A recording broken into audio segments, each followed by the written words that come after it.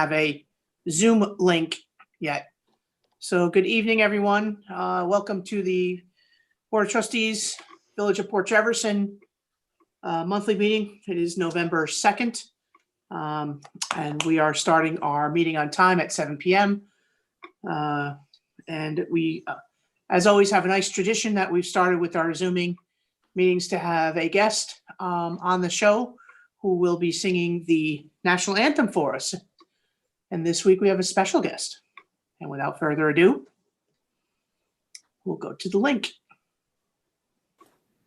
Oh, say, can you see by the dawn's early light what so proudly we hailed at the twilight's last gleaming, whose broad stripes and bright stars through the perilous fight o'er the ramparts we watched were so gallantly creaming, and the rocket's great glare, the bomb bursting in air, gave proof through the night that our flag was still there.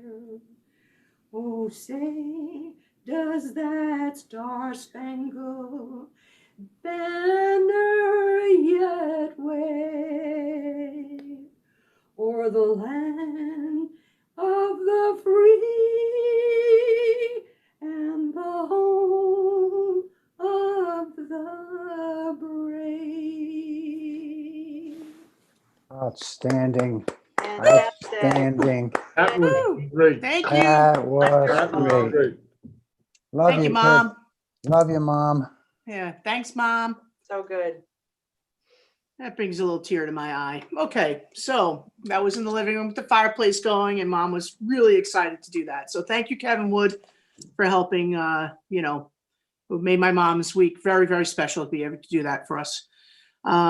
We have with us this evening, I think, I'm not sure if they're here with us in the room, so I will break from our agenda when we have Suffolk County Police. Do we have them with us yet?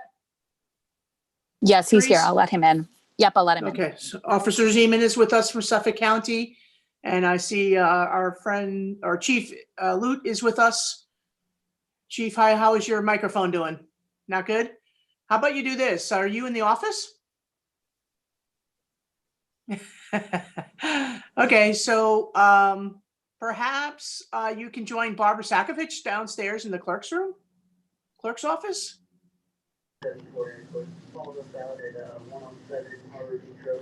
Chief Luke, can you acknowledge that request? Oh, you can hear us, but if we, okay. All right, well, if you want to respond, I don't know how you're going to respond. So anyway, Officer Zeman, thank you for being with us this evening. I'm with you. Thank you. Thank you for having me. You're welcome. First and foremost, I want to thank the Suffolk County Police and our Code Enforcement Bureau for all the initiatives and efforts that you've taken here in the Village of Port Jefferson for the month of October. We've had a kind of a little bit more of a activity in our village the last several weeks. And I want to thank Suffolk and 6th Precinct Inspector Riley and all the ladies and gentlemen of the Bureau for being here on the behalf of the residents of the Village of Port Jefferson. I would like to defer to any of the board members to see if they have any specific questions or comments or that they'd like to ask Officer Zeman this evening. Kathy Ann? Yes. Hi, Officer. I'd also like to thank you for all your added support here in the village and to ask if you have any stats to read for us. Okay. Yes. So I do have some statistics just comparing the time frame of October 5th to November 2nd in 2019 to this past year, 2020. Would you like me to go through those statistics? Yes, please. Yeah, Kathy Ann? Yeah, please. Okay, so general calls for service, total calls last year during the time period, 295. This year, during the same time period, 239. Looking through the statistics, there was a rise from 1 incident of criminal mischief last year up to 4 this year. Those particular incidents I looked into, there was one that occurred involving a few individuals that got into a dispute, and then a few of other ones were related to family. So that kind of described the increase. Grand larcenies remained flat. There were 2 incidents last year, 2 this year. Harassments, 4 last year, 5 this year. Pettit larcenies, 6 last year, 5 during the time period this year. There were no robberies last year. We do have an incident described as a robbery in the statistics for this month. That occurred the upper part of the village at El Lamino. There was an incident where an individual described being physically confronted and having money removed from his person. He later flagged down an officer. It resulted in an investigation, and we were able to arrest and recover some of the property that the individual had taken from him. So that occurred, it appears it occurred on the 1st of November. General aided cases remain the same, 66 in the village last year, 62 this year. Disturbances down, 74 last year to 48 this year. And total number of arrests, 5 last year. We had 10 this year. And those are the statistics I have in front of me right now. That's great information. Thank you so much. You're very welcome. And Officer Zeman, I know that the van, the events that have taken place here over the last several weekends, with the, let's just say the very, the supporters of our recent election, right? Or their election coming tomorrow. Were there any arrests made in the village of Port Jefferson as a result of those, I guess we'll call them parades, for lack of a better way of describing the activity? So during the prior weekend, we were down there, as you mentioned, monitoring with Chief Lute. There were a number of violations we observed while people were congregating in the lot. We were able to address them before they actually hit the roadway. There were no arrests made this prior weekend. In previous, I guess what would you call them? Parades or gatherings or caravans. There Right. were some incidents where things kind of devolved when people got out of vehicles and confrontations happened. So we were prepared to proceed forward with pressing charges on behalf of individuals. Right now, those investigations are pending based on the complainants, and they're in the process of moving forward with us. So there are some pending arrests that may be taking place. As of this, the most recent event, one of our concerns were people obviously staying in cars and preventing people from getting into confrontations, and really trying to focus on that starting point in the upper part of the village and making sure that where they met, they got out of the village without further confrontation or aggravation of the village residents. We understand it's very volatile right now, and a lot of emotions are high, and it's not easy for anyone to deal with. So it's been a difficult time, but we've tried to work the best we can to, mediate through issues. And luckily, from what I understand, this last weekend, there were no arrests. There were no significant incidents. So as of now, that's a good thing. Okay, thank you. I appreciate that report. You're welcome. Rebecca. What preparation is being done for tomorrow? I believe that tomorrow and the coming days, we're all a little on edge, and as everyone is, with getting to the polling places and making sure that violations are not taking place around or at polling places.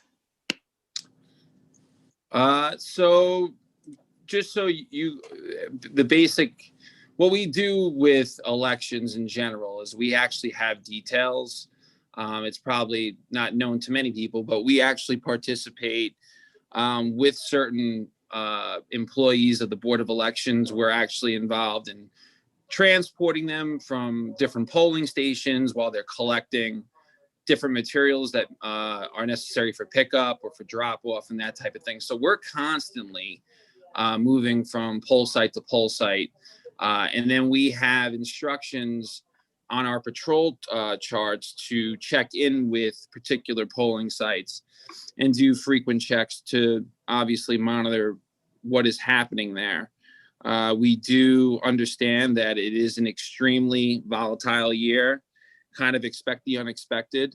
So we have the notifications in place, and we have everything adequately manned, and we're just hoping that tomorrow could be a non-eventful day where people can practice their right to vote.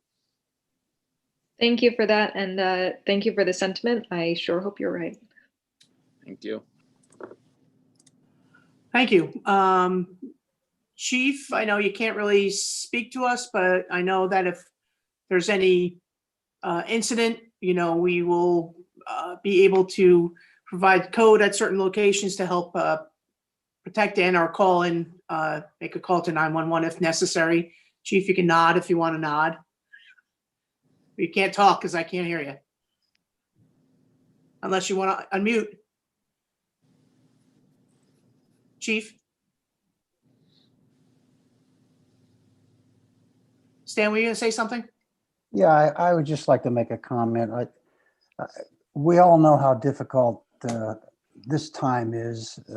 We've been going through quite a period, and I want to commend the 6th Precinct. The police officers, what you do cannot be replaced, and we especially appreciate what's going on. Thank you for that sentiment. It means a lot. It's our community, especially here in the 6th Precinct, we've really developed such strong relationships throughout the 6th Precinct over the years, and we truly see how difficult this has been for so many people, and it just seems like on its face many people are divided at this point in time. But we're really hopeful that tomorrow is a success, and that time heals wounds, and hopefully we can continue to move forward and march towards some positivity in 2020, right? Absolutely. Yeah, I feel very strongly that everyone is going to come together. That's my hope. Thank you, Stan. Appreciate that. And again, I want to thank the Suffolk County 6th Precinct and our Code Bureau. And Chief, have you resolved your audio? No, and I don't think we're really that good at lip reading. I'm sorry. Okay. All right. So I'm going to move on to the agenda. Thank you, Suffolk County, for attending this evening. Appreciate your time. We know it's very valuable. We appreciate the opportunity to participate, Mayor, and thank you very much. Everyone, have a very happy election day tomorrow, and have a wonderful evening. Thank you. Thank you. Okay, so we have the business for the agenda this evening. First order of business is to approve the minutes from the meeting of October 19th.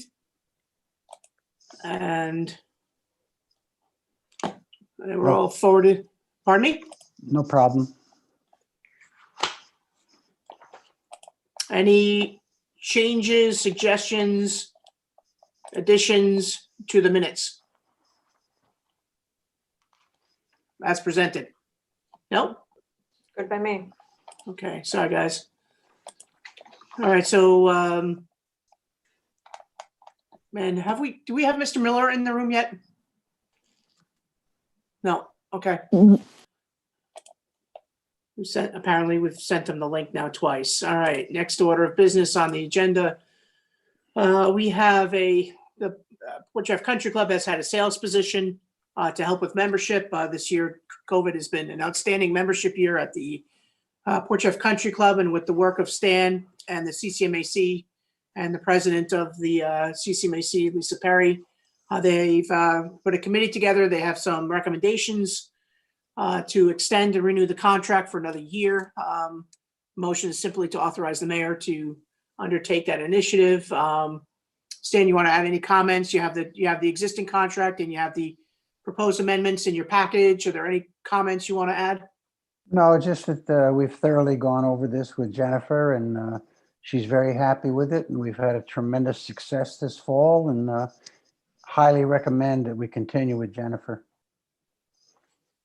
Right, and she's learned a lot about the process and vice versa. So, building those communication bridges is key to having a successful program there. So, any other trustees want to comment? Okay, thank you. A question. Sure. Do all memberships go through the contracted salesperson, or if so? No. Okay. No. So, It was just a point of clarification. Yeah, no, they don't. The general membership, when they rejoin, that has nothing to do with the person who's out there trying to get new members. Has to be a new member, completely new member to the club. So she's actively engaging in those kinds of sales. and there's also a referral program where an existing member can refer. And so long as they pretty much participate in the sales initiative, there's a referral program as well. So it really needs to be a cold contact that's turned into a warm and happy member. Very good. Thank you for the clarification. You're welcome. We have a recommendation from our treasurer to approve an village investment policy. Denise, I want to thank you for bringing that to the board's attention to ratify. Any comments you want to make? This looks like standard good business policy, but is there anything on there that you want to highlight for us? The only change, just to clarify the change at number 7 for collateral, our investment bank recommended that we add a letter of credit, which if anything happens to our bank, we bring a letter into the federal home loans and they give us back 100% of our money. So they added that, and then we just changed words through the state controller's office in the Schedule A. That's it. Okay. Are there any comments or concerns if this is kind of Greek to Rebecca and or Kathy Ann? I know we're still working on a lot of the financials and things of that nature. You can schedule time with our good treasurer and she'll help you understand some of the procurement policies and our investment policies and guidelines. Next item on the agenda is contract with Land Design. This is the engineering firm that's working on Station Street. We've done a lot of work on Station Street with the Conifer developer. Mr. Bob Brown, who's the principal of Land Design, has been working with PSE&G, working out the utility connections and the relocation and burying of the electrical boxes and the lighting. It's intricate stuff. It's not fun stuff, but it's very detail oriented engineering, and also, coordinating with that developer on timelines of construction, et cetera. So plans are in, and they're being shared with the Conifer project. Rebecca, as a liaison to the Building and Planning Department, do you have anything to add to this, or are you caught up on that, or? Yeah, there was just the update to the bond that was made. They had to planning board came together last week, sort of a last minute meeting in order to, they were great and came together in order to keep that project moving forward, because certain things had to be done in order to make the proper meetings so that the project could, be done in this fiscal year. And so the planning board pulled together and looked again at that bond and went ahead and approved it.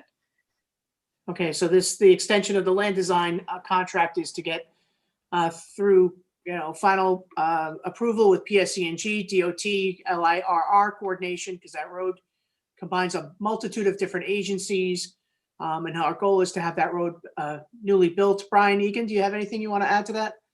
No, I would just say, Mayor, you are a mayor of vision, because it is one of the most complicated roads in the village. It has every possible agency there. So I'm glad you're tackling it, but it is a very complicated piece of asphalt right there. But we'll get it. I know. And it's not a very big piece of asphalt either, but it's an important one to get that project done. And to the master plan as well.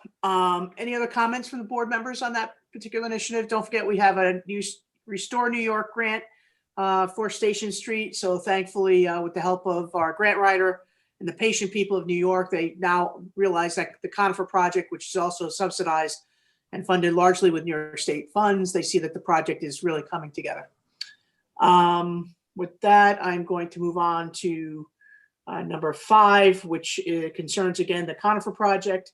The parkland fee is a fee that is pursuant to our code when a project is built, and if that project is a sizable project, such as the apartment buildings that have been built, the parkland fee is really to subsidize the parkland trust account for the Village of Port Jefferson to help us maintain and or create new recreational amenities for our residents to enjoy. And because at the apartment complexes, some of them are not able to provide their own outdoor recreational facilities, the parkland fee is really more or less to subsidize the village for the impacts. Recommended fee is based on the number of units and a per annum number per unit. So we have in the past used this formula for the shipyard, and I believe we also have another parkland fee for the, I can't remember the name of the building, Crossings building, I think it is, not, what's the one that the GETO organization is building by the, where Cappy's used to be. We'll have a parkland fee there, and we'll also have another parkland fee coming in from the Tunis project on the corner of Brook and West Broadway. So this is standard procedure. Brookport, Mayor. Is it Brookport? Brockport, the Brockport. Brookport. Thank you. Brook. Brookport? Yes. Weird. Brook. Okay. So this is the standard fee. Now, the applicant is, we are setting this fee tonight so that they can get their approval for their building permits and site plan. However, the applicant is petitioning the Board of Trustees, which we will discuss at a later meeting, to see if there's any kind of project that they can actually do a in-kind recreational project. I'd like to discuss that further with the board members because this is really something that we just got on our plate on Friday. I did not want to delay the approval process. I'd like to move forward with this initiative this evening and approve the 67.5 as the standard fee. And then the Board of Trustees will have a robust discussion and come to a decision as to whether or not we feel we should grant any relief. I don't have any projects in mind, although I think Stan could spend this money maybe somewhere at the country club, pickleball Absolutely. courts or somewhere else. But again, the parkland fee should be spent in a manner that all residents can enjoy it. So I know that we have some residents who like to weigh in on these issues. And so maybe reach out and see if they have any suggestions as well. Because sometimes our forum on the Zoom and YouTube is not the best forum. Any comments right now? I'd like to just ask, because I have never dealt with this Mhm. exact issue since I've been a trustee, where can we and or the public go to read about what this parkland fee should be used for, how it should be used? Is that in our code or in zoning, or where can we read up about this? I think you have a good memo from the Building and Planning Department, but Brian, you can Yeah. reference a section of code if you want. Yeah, so the code section is section 250-52D4K. It just lays out that a parkland fee for, if in the opinion of the planning board, the proposed project doesn't properly accommodate public recreation, it can assess the fee. So it just really, it's very general in that the only interplay is that the Board of Trustees sets the fee, then makes that referral back to the planning board. So in the packet for tonight, the planning department made a recommendation based on the fee per unit that was assessed to the other projects in the village. Right. So that the actual disposition of the fee and the use, the only provision is that it has to be used for parkland purposes. Okay. This board. Okay. Yeah, it's, we can preserve open space. We can preserve parkland. But so in the memo from the Building and Planning Department does touch on that. We can also, I'd like everybody to think about this. We'll revisit this at our 16th meeting.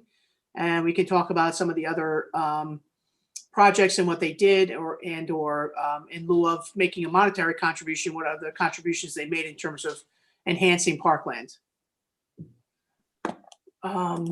Next item on the agenda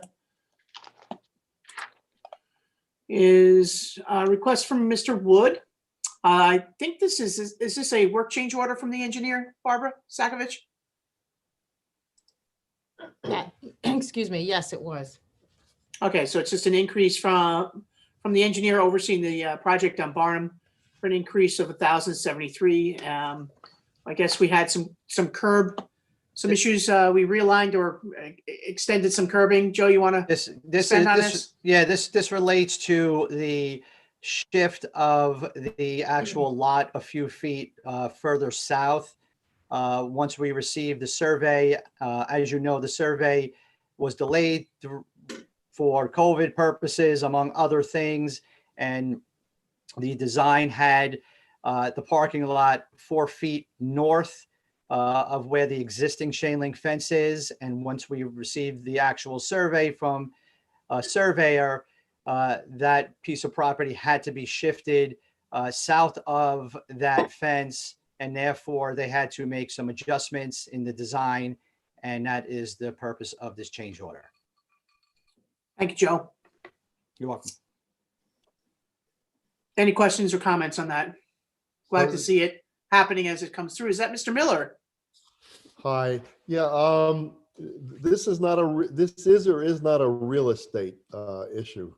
In other words, you're talking about new property line. We're going to change the property line for the ownership on this. Is that correct? No, No. just the scope of just the project. The original project design was slightly off, right, Joe? The line was off. The property line is not changing at all. Correct. All right. Okay. Yeah, no, the actual design had to be just reconfigured because the survey map came in a little bit different than it was engineering, an engineering change of scope for $1,000. It's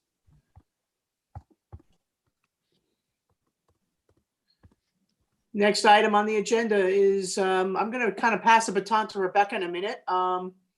Just to kind of give everybody I think last meeting reported that Rebecca and I had been working with the Environmental Club and Stony Brook University on a nice project. And I think you folks got the PDF slides for the 2 finalists. I'm going to hand it over to Rebecca to kind of walk us through this. You did get a summary report, and this is the recommendation that the committee, myself, Rebecca, and Rebecca, who are the other members? Lisa Perry and Karen? Yes, Lisa Perry was the head of the Conservancy. Conservancy, yep.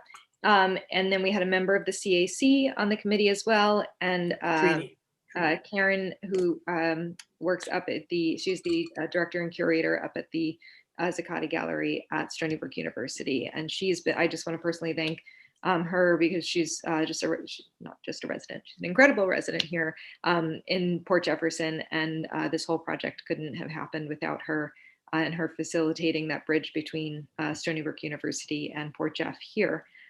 So hopefully you got to read my summary. I won't reiterate too much, but for those tuned in, this is the project that I've been talking about over the last couple of months of meetings.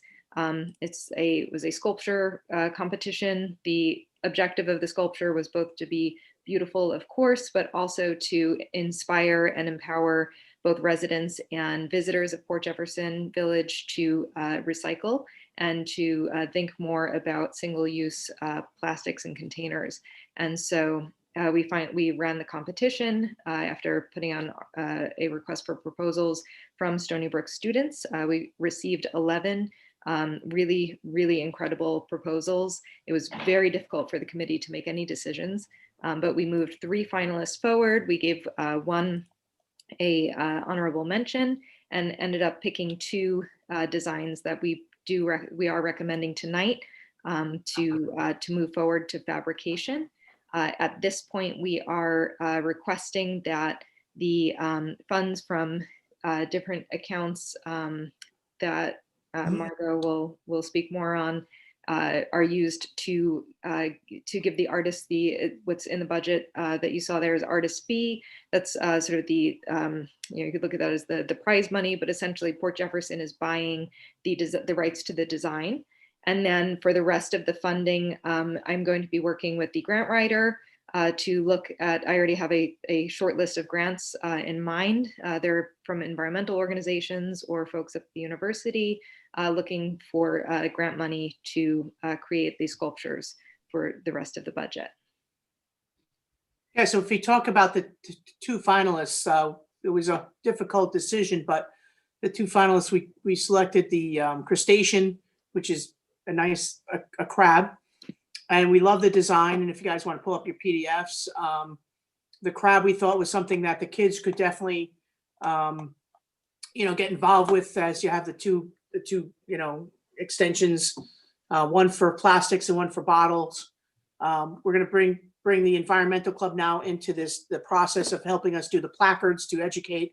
But the crab is the scavenger on the beat that kind of goes around and picks up the litter. So we, as Rebecca had said, we could envision the crab almost becoming what the horse is to Saratoga. The crab may become to Port Jefferson.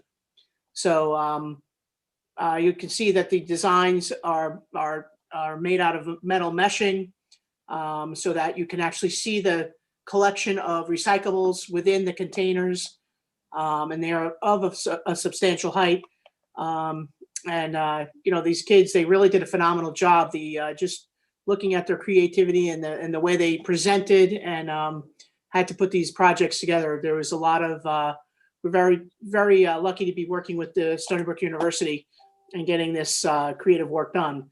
The sea turtle was the second selected, and we felt that we felt the location for the crab would be down at West Beach, and the sea turtle, we thought, oh, sorry, Rebecca. No, sorry, You're not supposed to say that? No. We were saying that the crab would be at Rocket Ship Park.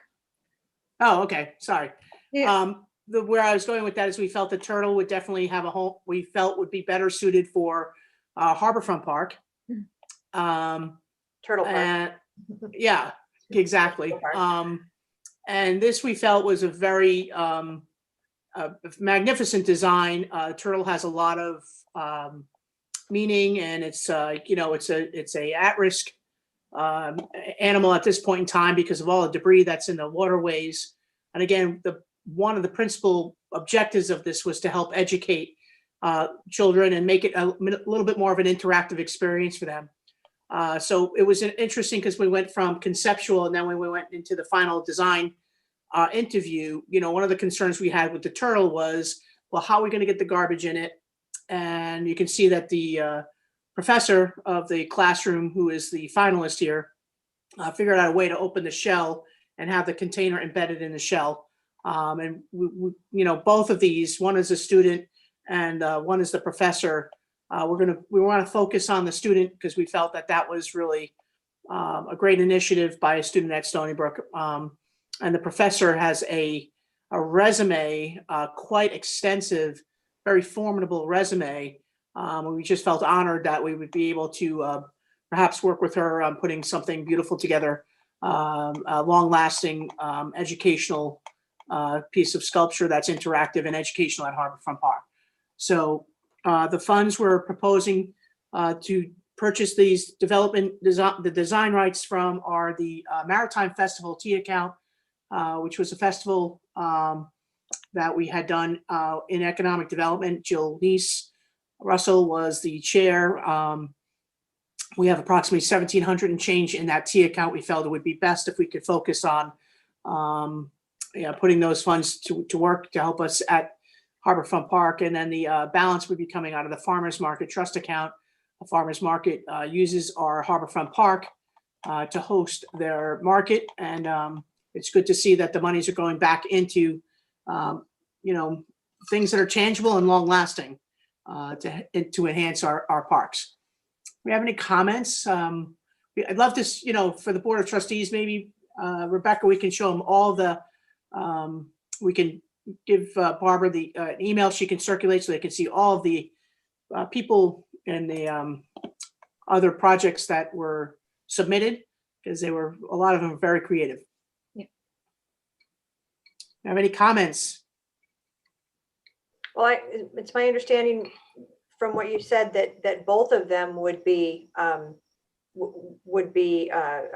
in the village.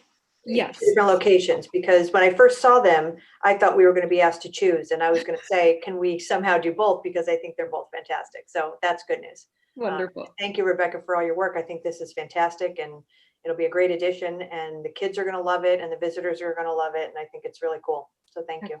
Thank you. And we thought the crab really has a lot of going power per se. It's a very dynamic design. It's sort of leaning forward, and I love the idea of putting it at Rocket Ship Park, because it's almost, to the kids, it's almost reaching out like for their recyclables.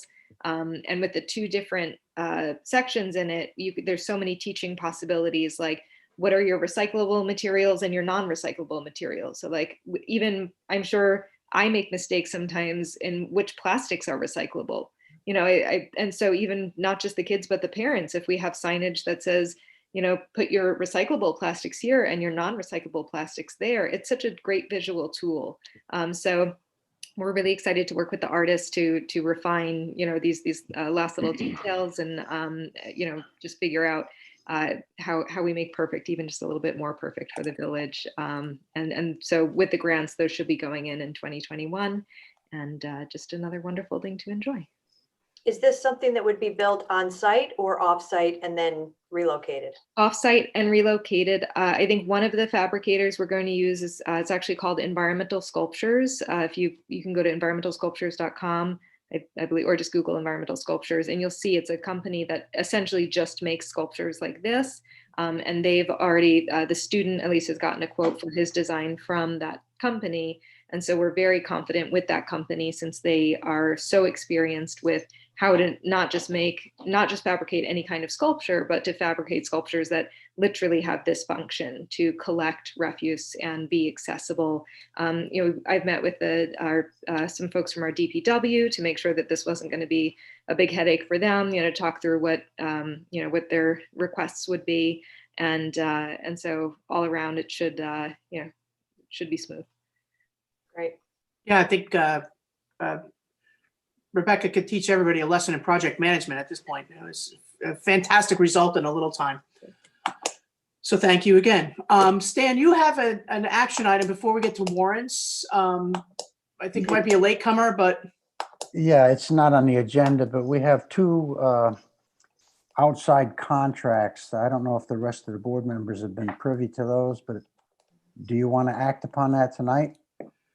Also, to be a little bit more clear, at the country club, we had an outside contract with the World Gym organization, and they were providing the pros and staffing at the tennis pro shop. And it's been recommended that we part ways with World Gym, and that we enter into an independent contractor agreement with the tennis pro, and another independent contractor agreement with a second tennis pro. But I think that his title will be something more along the lines of tennis director, working directly with Renee and Yes, Brian tennis McMillan. manager. Yeah. So we've taken their job duties from the World Gym contract and a tennis pro contract that we had formerly. We're going to be sending them to Brian for finalization. But I think before, at this time of year, we want to make sure we can secure and do an outreach to these two individuals before they seek an opportunity elsewhere. So you can make a motion or put a resolution on, Stan, that's very similar to number 2, which would be to authorize the mayor to enter into these independent contractor agreements with the head pro and the tennis manager at the Port Jeff Country Club. Yes, I'd like to make the motion that we consider Alec Dank, D-A-N-K, as our tennis manager contract, and a outside contractor contract also with Eric Dubin, who is our present tennis pro. We have met with both of these individuals, both Brian and I and Renee, worked out all the details, and we're ready to go. Would break us totally free from World Gym, and we save money in the process. Actually, we're going to make some money in the process. So when we sat with Denise last week to confirm that, and I think it's a positive result, makes the membership happy, and it makes management happy, and that makes administration happy. How does that affect the tennis members directly? Not necessarily financially, but in the day-to-day. The tennis members are going to love it because they love Eric Dubin, who works basically in the mornings.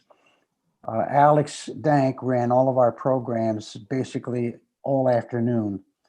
So we've got a morning pro and an afternoon pro, and there will be an overlap in there also. Eric obviously won't be working 7 days a week. Alex will be picking up the time when Eric is not there. I believe this is going to make the membership extremely happy. So basically, we were able to retain the pros, but not, when we were collecting lessons, we were paying World Gym, and then World Gym was paying the pros. So it'll be just a direct to the village and an agreement between us and the pros, kind of streamlining everything. And I think it'll enhance member relations and provide the same, if not more, instruction to the village residents.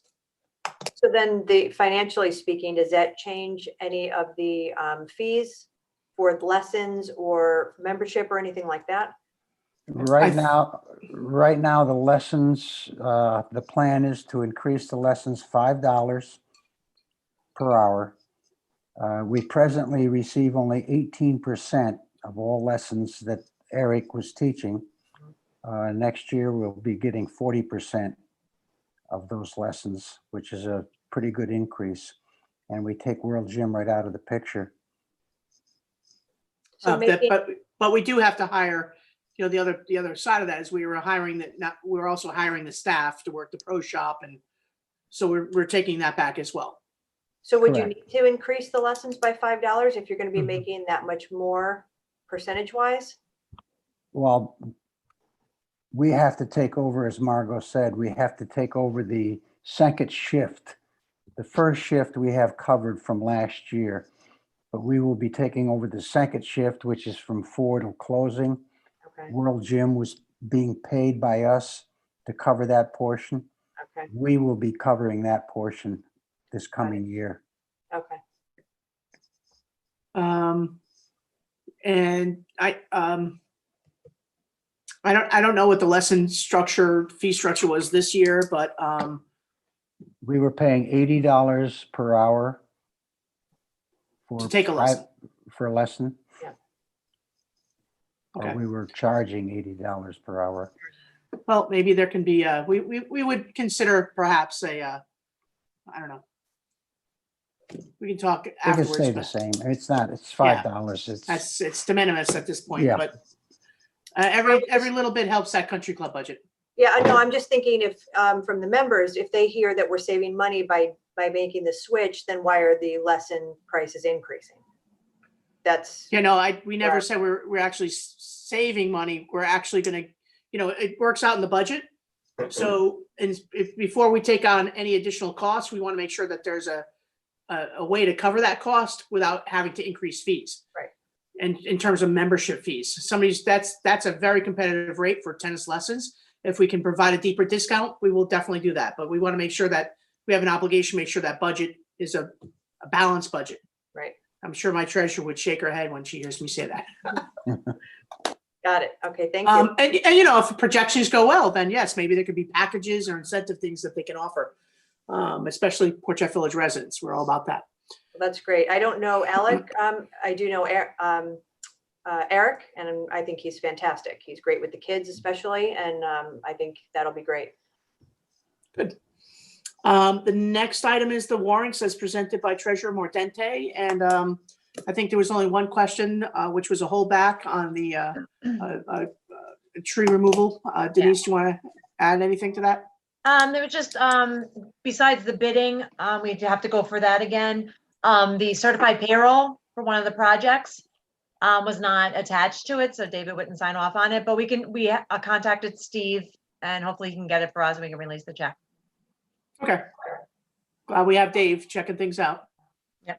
And we believe the tree service came as a result of the storm that we had. It was an emergency, yes, absolutely. It was fine. Like the bidding, like I said, that could be put off for now. Just the certified payroll we need, and then he can approve it. Okay.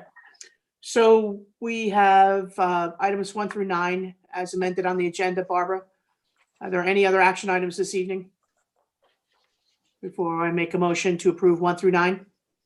So moved. Is there a second? I'll second. That's a tie. Go ahead. That's a 3-way tie. You win. You win. We'll give it to the newbie, Rebecca. And all in favor? Aye. Aye. Aye. Mr. Miller, I think I saw your hand. Yes. Yes. Okay, thank you. Okay. Just really quickly, Bruce and I are going to be having a Zoom meeting with Bob Foxon. He has submitted to the village the second phase of the power study for our power plant. We'd like to circulate that also to the board members and discuss with you strategies at the next board meeting. And Bruce and I will give you a more detailed update with respect to that second power study, phase 2 of the power study, and recent developments as they exist in the industry. Also, just a quick update. I know that the admin software has been installed. We're upgrading some of the hardware throughout the village to make sure that the admin software, some of our fine staff are still working on some antiquated desktops, so we're going to upgrade a few of those. And Jody, you want to add anything on as far as the admins and how things are going throughout the village? I know Denise is up and running in the treasurer's office. Guys are getting trained. Right, training is going to take place in the next 2 weeks on the tax module. Immediately following that, and after we go live with that sometime in December, the building department modules will kick in, the training will start, and hopefully sometime in the first quarter of next year, we'll be live with all the modules, including the resident portal. Excellent. Just so that anybody listening from the general public, upgrading our software so everybody's working on one platform. Really exciting stuff so that we can do better project management, so we can, monitor complaint and assign it and make sure it's followed through by each department. Keeps us from playing Where's Waldo with our emails and our texts and things of that nature. But I think it'll be a great tool for the public when that is completed. And again, I think sorry? No, go ahead. I'm sorry. I thought you were done. I was gonna move on to the next topic. Oh, yeah. Then I do have a question. Joe, how will the public learn how to use this application or is it an app? Would it be an app or would it be on the website? It's a web-based application. Okay. I don't have all the details on how they would sign up for it, but I'm told it is extremely easy to do and extremely easy to use. Okay. So once I have that information, obviously we will provide it on Facebook and on the website and any other means possible. This way we can reach out to as many residents as possible, and they'll be able to use this portal to communicate with us in a more efficient way. Great. I'm looking forward to it. I know you are the communications director over there. Rebecca, did you have your hand up?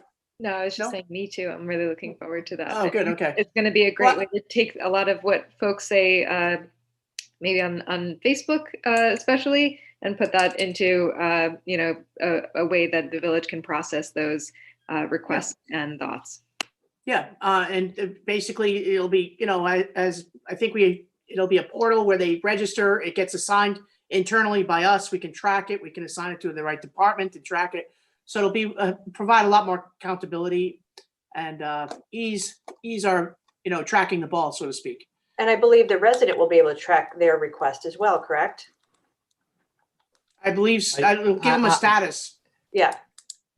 Yeah, I'm not sure about that, Kathy Ann. It's a possibility. I know with development, you can do anything that you want as long as you have enough money to pay for it. And I'm sure Edmonds will, if they don't already have this feature, will probably develop something where when a resident submits something to the portal, they could track their inquiry. So, and we will have auditing features and reporting features as well.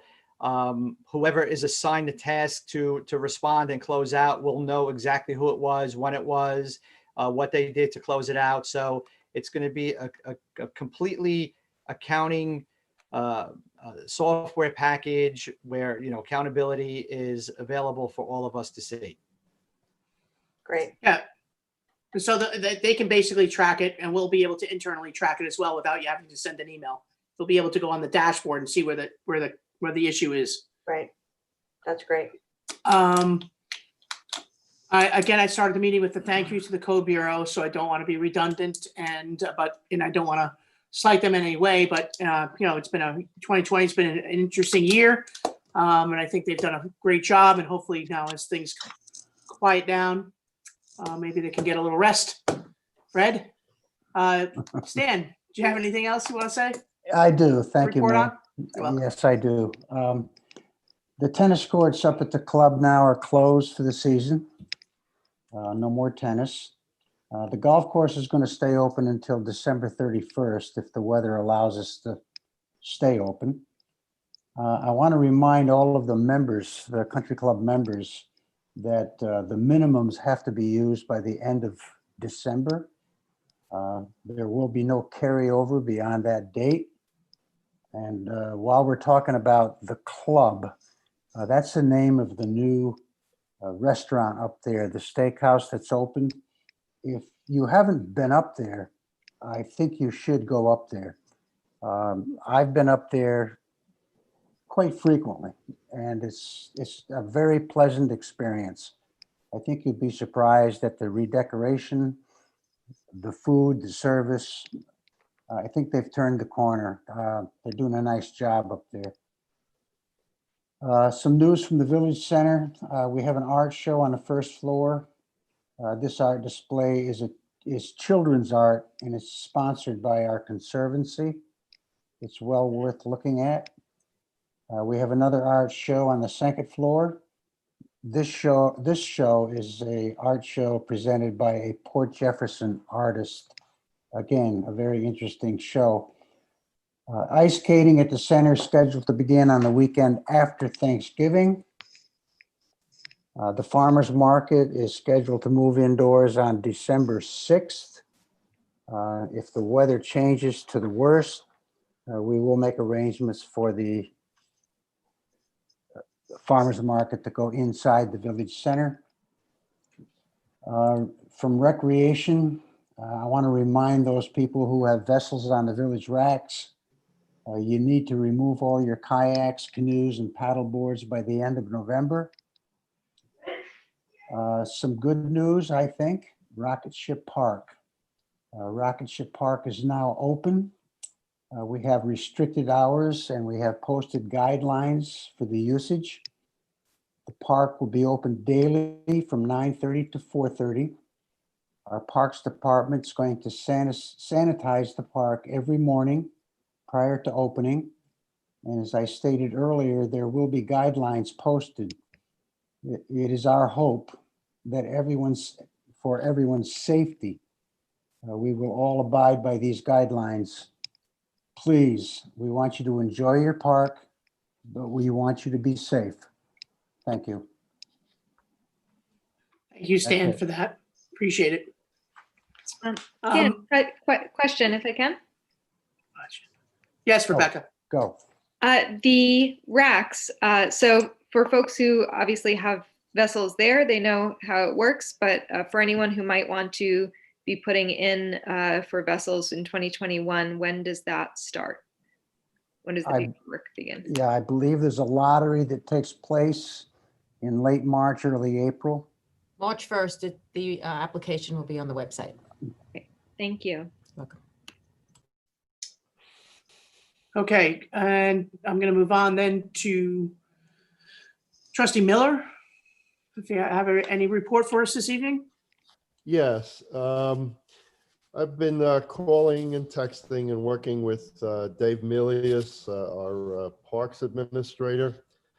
Also, less successfully with Stephen Ussolini, who is the Holzmacher engineer. Just to refresh, we had a washout on the West Beach. We had Steve prepare a proposal to repair. This proposal was rejected by DEC. We asked the DEC personnel to come and visit with us at the West Beach to determine the best way to proceed. They provided no response, but somebody did show up and look at the West Beach and rejected it again without responding to our request to speak with them. So we continue the march towards repairing the washout. Davis said that with the rains we've been having, they're getting a little wear on the hay bales, so they're going to put some more hay bales there, another row of them. I'd also talked to him regarding, just asking him to thank the personnel for the quality work that they had done in constructing that park between buildings that are near the Toast, where the stairs lead from the parking lot below up to East Main, East Brook, yeah, Main. I'm sorry. That's okay.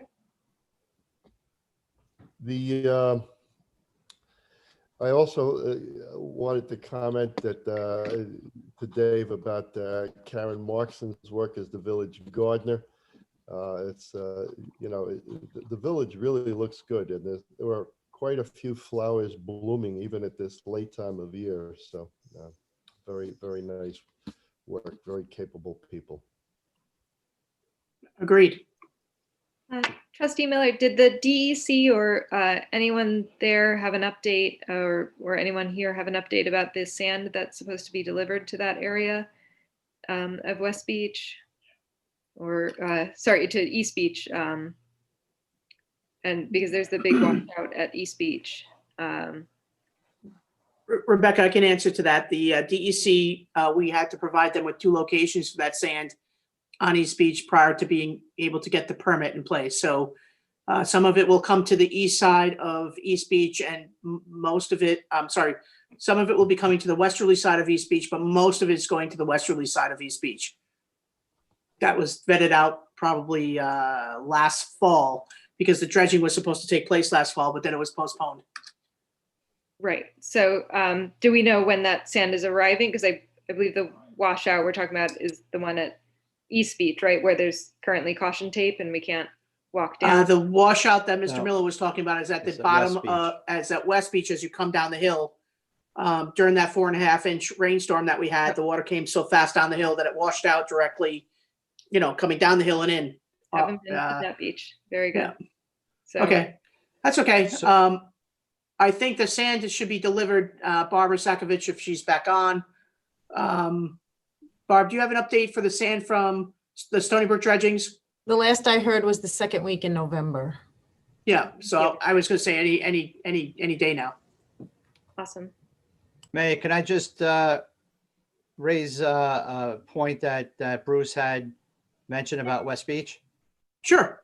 So Bruce, I've been speaking with Brian, and I know Brian is looking at our options in connection with the project that we're looking to do at West Beach. We're not sure if we're even within the DEC's jurisdiction, and maybe outside of the jurisdiction, which would allow us to perform the work that Holzmacher is proposing. We're just, waiting for Brian to finish his analysis before we can or I could present to the mayor and the board of trustees as to which way we should go with respect to this project. All right, yeah, I think we've had this conversation before, and obviously the DEC thinks it's within their purview. So basically, just the formalities. Brian would send a legal letter to the DEC regarding our position on this and state our intent to proceed. How would that work? And we wouldn't have to do that if we come to the conclusion that they're beyond their jurisdiction. So we just want to make sure that based on the surveys and the reviews and the engineering reports and their opinions, weigh out where that jurisdictional line is, and then we can proceed. But again, it's in process, but we want to, you know, our window is closing, so we want to make sure we get this right and we get this done fast. Thank you. So Bruce, does that conclude your report? Yes. Thank you. Kathy Ann, Stady. Yes, thank you, Mayor. An update on parking. I talked at the last couple of meetings about signage for managed parking on West Broadway from approximately the area of Slurp down past Village Hall, where we previously had no signage and people could park there, you know, unlimited amounts of time. So those signs are currently up. I understand we need to make some adjustments to those signs, but those are there, and hopefully that's going to help with the businesses in that area for turnover moving forward. With Barnum, people have been commenting that, you know, they're watching that project as it goes up. I'm told that all is moving along on schedule and everything is going as planned, other than that small change that we spoke about earlier and voted on tonight. Code, the speed trailer is coming. My latest update from Joe, and Joe, please jump in if there's anything new since we last spoke, was that we were getting the registration on that and we should have it available soon. We have the registration, we have the temporary license plate. We're just waiting for the actual license plate to come in. So we're good. We're good to go. Great. Thank you, Joe. Thanks for all your help on that. You're welcome.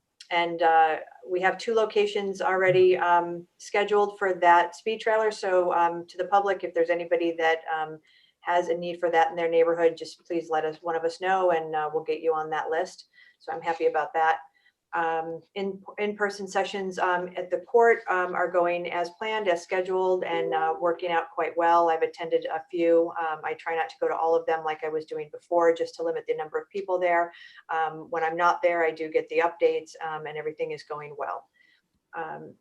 School prom theme has been decided, and we are still discussing a possible location. So I think at the next meeting, they're going to decide if they're going to have to do something offsite or not. And I will keep you all posted if they're going to request that they use some sort of village property location for that, and that they come in with, you know, with an ask from us.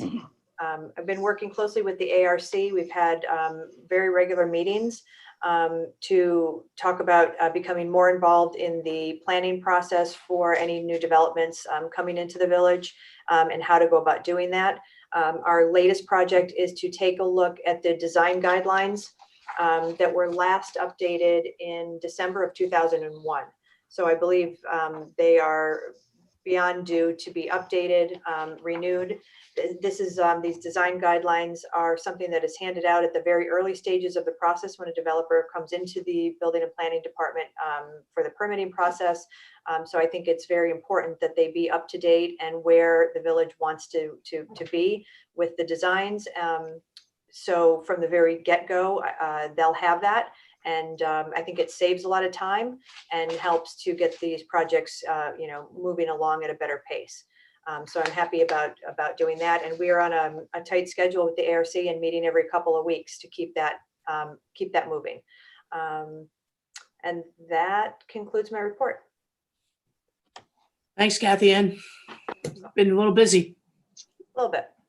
Rebecca, we did some of your report.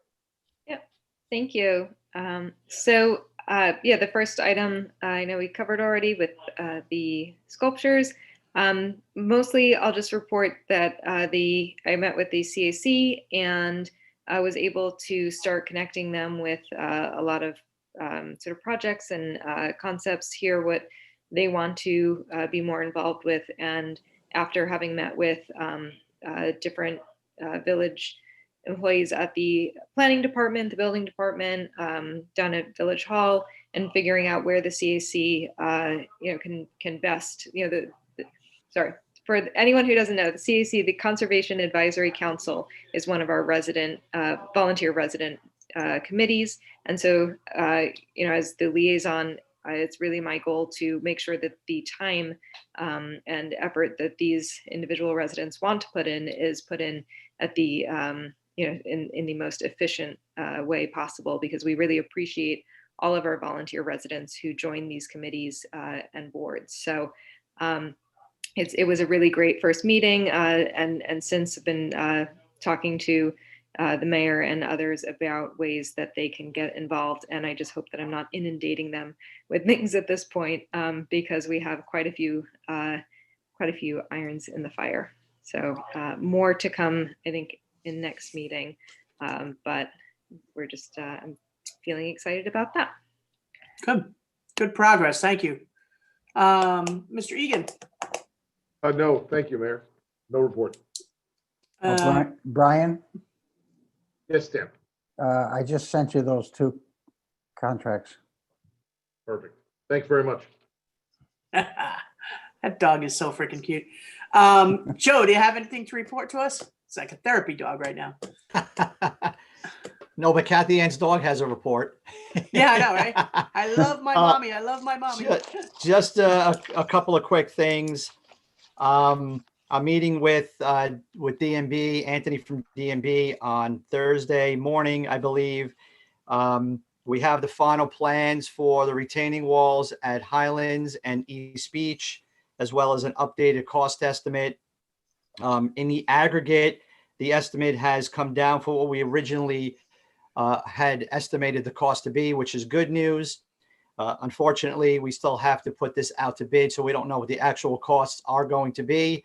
But if they do come in under what we had originally budgeted, it's going to be a good thing. With respect to Village Hall bathrooms, we're still waiting for some of the grant paperwork there with the town of Brookhaven. The public bathrooms near Rocket Ship Park, we're waiting on plans from Holtzmacher. We're also waiting for plans on the DPW expansion from Holtzmacher. And we're waiting for the permit from DEC on the Longfellow drainage project. Everything's progressing, but we're in a holding pattern at this point. Yeah, I know. Also, you and Barbara have been working on some guidelines for our staff with respect to COVID and travel plans for November, and some other things down there at Village Hall. There's been not a dull moment for you. So thank you for, moving the projects along as well. Denise, anything to add from the treasurer's office this evening? No, nothing to add. I kind of talked a lot tonight. More than usual, let's just say. More than usual. Okay. Everything's going good. Okay, good. And Clerk Sakovich, Barbara, how you doing? Good, how are you? Good. Anything else? The only thing is, for anyone voting tomorrow at Village Hall is a polling place. The hours will be 6 a.m. to 9 p.m. Anyone who wants to check their polling place, the Suffolk County Board of Elections, if you go on their website, you put in some basic information, they will tell you where your polling place is.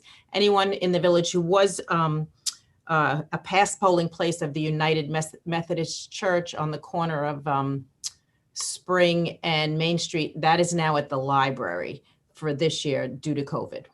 Yeah, and that's also been posted on their Board of Elections site. So if you go and you type in your address, yes, it'll tell you where to go. And everyone should have received a letter for it to that respect also, but if they need to check. Okay. That's it. Our Thank you. next meeting is when? November 16th, 3:30 via Zoom. Okay. Anything else? Anything else on your radar? No and yes, everything and nothing. Okay. Okay. So I have a question. Yeah. Speaking of our next meeting via Zoom, I think the question's for Brian. Brian, anything on the horizon for us getting back together for meetings? So that's the $10 million question, I think, today. It's extended until this Friday by the governor's order. He has always renewed these at the very last minute, at the 11th hour on that day when it's due.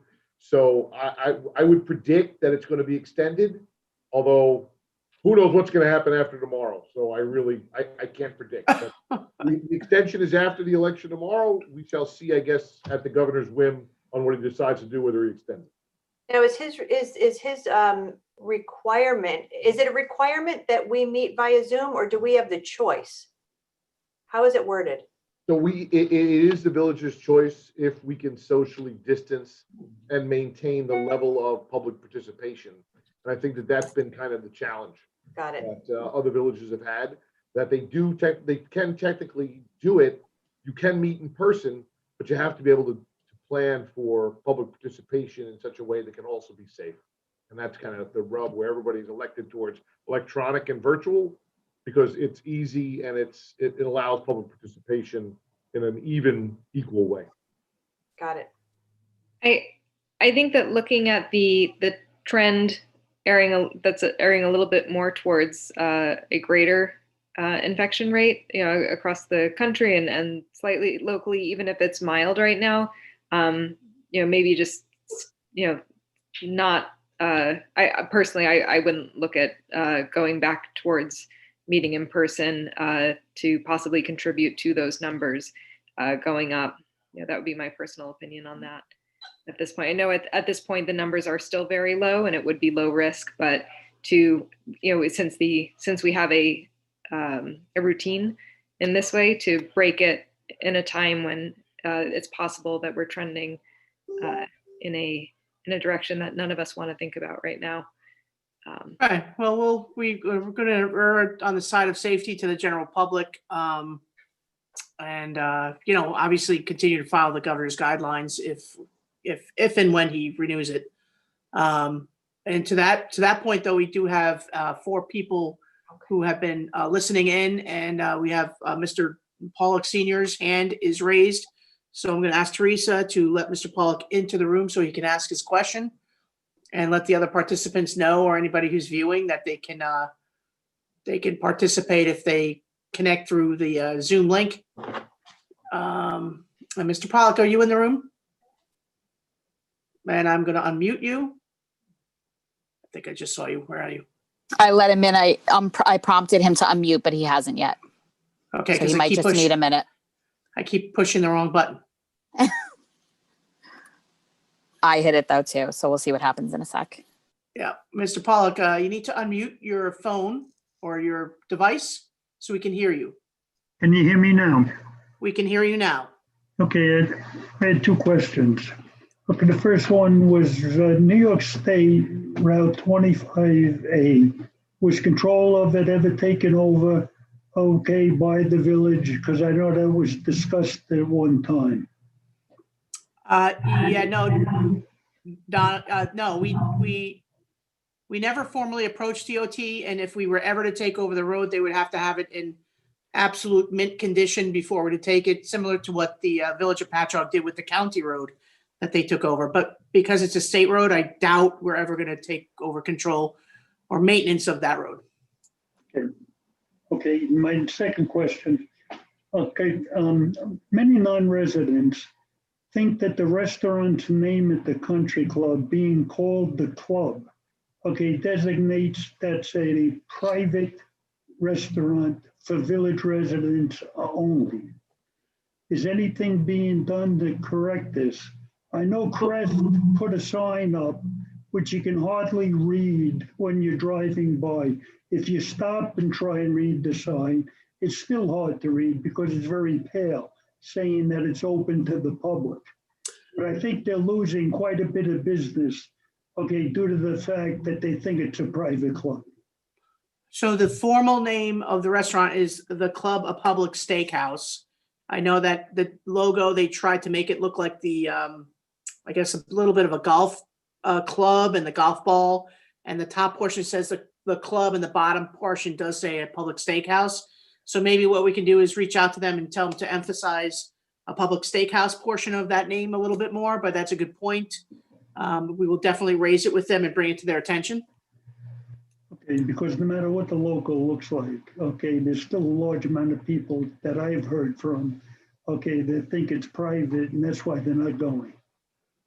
I'd like to add to that. I agree to some extent. I hear a lot about that. Anytime I've posted personally anything about the restaurant or when I go, people have said to me, oh, but you have to be a member to go there.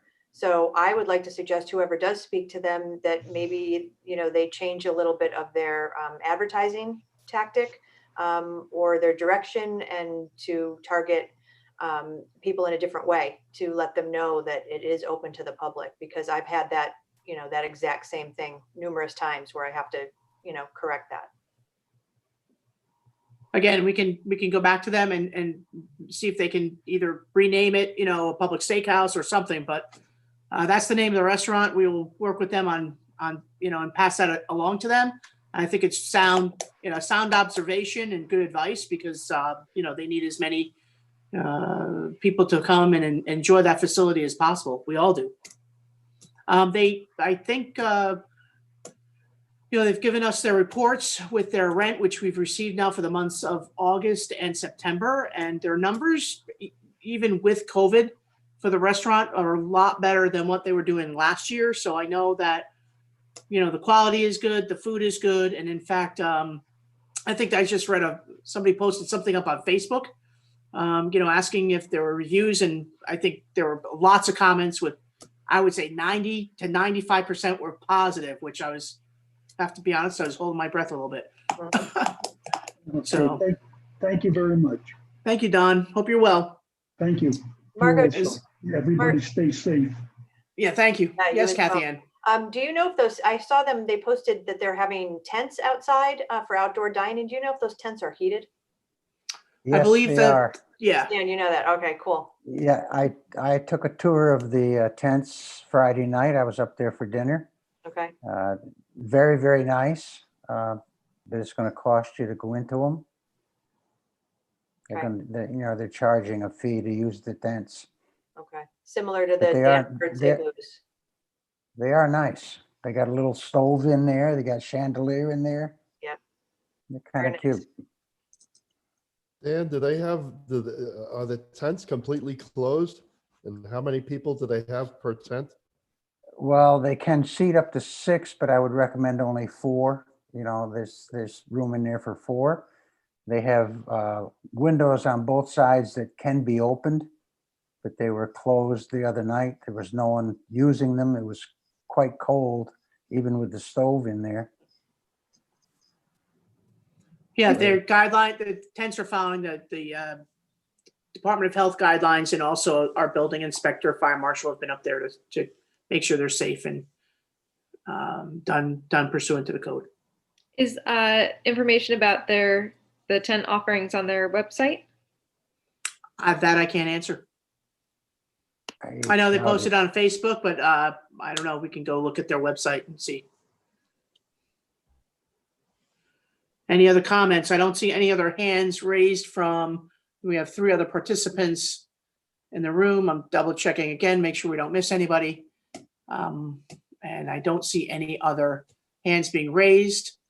We have announced our next board meeting for the 16th.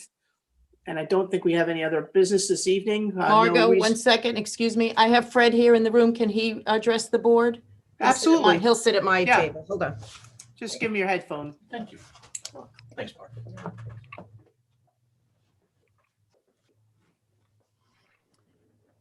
Good evening. Can you hear Hello. me? Oh, you We guys can. can hear me. Yeah, hi Fred, how are you? Hi Chief, how you doing? Technical difficulties. Obviously, we have some new audio and video equipment up in our office, and it was not reacting properly to the computer. I even tried over my phone, and as last month, they had issues with that as well. I just wanted to address one question that Board Member Cassay had earlier, reference protocol and safety for tomorrow's voting. We have a bunch of extra guys on tomorrow. I'll also be on. Suffolk County Police has a police officer and a Board of Elections custodian assigned to a police car, and they drive around our area. So if we have any issue whatsoever, whether it's mechanical functioning of the machines, if it's a question about polling or electioneering in the polling place, any of that stuff, we'll have them come right down and we'll address that immediately. I think your concern might have been something else. We'll be watchful of that too. Any irregularities whatsoever will be noted to Suffolk County Police immediately, and we'll put a stop to it. Great. Chief Luke, thank you so much for everything that you've been doing and for that report. Again, I share everyone's sentiments here when I say that I hope that everything just goes smoothly, like most election years. But just based on the crescendo of tension that we've been experiencing, we don't know. We have to expect the unexpected, and so I'm greatly appreciative of that report, and to know so that the villagers can call the phone number for code tomorrow if there's That's any. correct. What? Very good. It's 774-0066. That's on every one of our cars, and they can call at any time, of course. Very good. Thank you so much. You're quite welcome. I'm glad I was able to speak to you guys. Yeah, thanks, Fred. Good to hear your voice.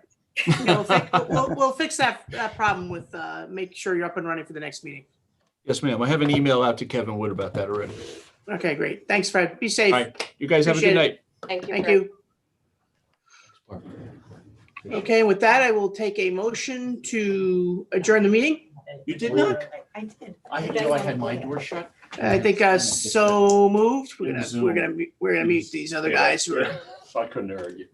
okay. All right. I'll wait for you for a little. Hey, while. Barb, can you mute your microphone there? Thank you. Motion to adjourn the meeting was made by Rebecca Cassay. Is there a second? I'll second. Kathy Ann Snaden, all in favor. Meeting is adjourned.